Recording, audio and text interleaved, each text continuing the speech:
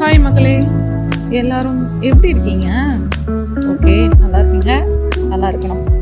இப்போ நான் இன்னைக்கு என்ன சொல்ல போறேன் அப்படின்னா, நம்ம இந்திய ராணுவத்துல ஒரு புது விதமான சிறப்பு படையை உருவாக்கியிருக்காங்க. அந்த சிறப்பு படையோட பேர் பார்த்தோம் அப்படின்னா பைரவ். இந்த பைரவ்ன்ற பேர் நல்லா எனர்ஜெட்டிக்கா போஸ்டா சும்மா செம்மையா இருக்குல்ல. இந்த பைரவ் அப்படின்ற சிறப்பு படையில இருக்க வீரர்களுக்கு ட்ரோன் இயக்க தெரியும். ஆளில்லா விமானம், குட்டி விமானம் இருக்கு இல்லையா, அதை வந்து நல்லா இயக்க தெரியும். இதுல 1,00,000 வீரர்கள் இருக்காங்க. பைரவ் படையை எதுக்கு உருவாக்கியிருக்காங்கன்னா, பாகிஸ்தானுக்கு எதிராக ஆபரேஷன் சிந்தூர் நடந்ததில்ல, அதுக்கப்புறம் நமது பாதுகாப்பு படையை பலப்படுத்தணும்னு சொல்லிட்டு நம்ம இந்திய அரசு ராணுவத்துல வந்து ரொம்ப அதிக கவனம் செலுத்திட்டு இருக்கிறாங்க. இவங்களுக்குன்னு ஒரு ஸ்பெஷாலிட்டி இருக்கு. அது என்னன்னா, எதிரிகளின் எல்லைக்குள்ளேயே ஊடுருவி தாக்குதல் நடத்தும் திறன் பெற்றவர்கள், எப்பேற்பட்ட தாக்குதலையும் சமாளிக்கும் திறன் பெற்றவர்கள்.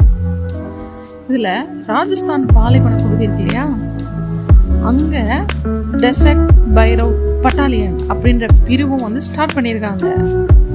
இது தவிர ருத்ரா பிரிகேட்ஸ் அப்படின்ற புதிய அமைப்பையும் ஸ்டார்ட் பண்ணியிருக்காங்க.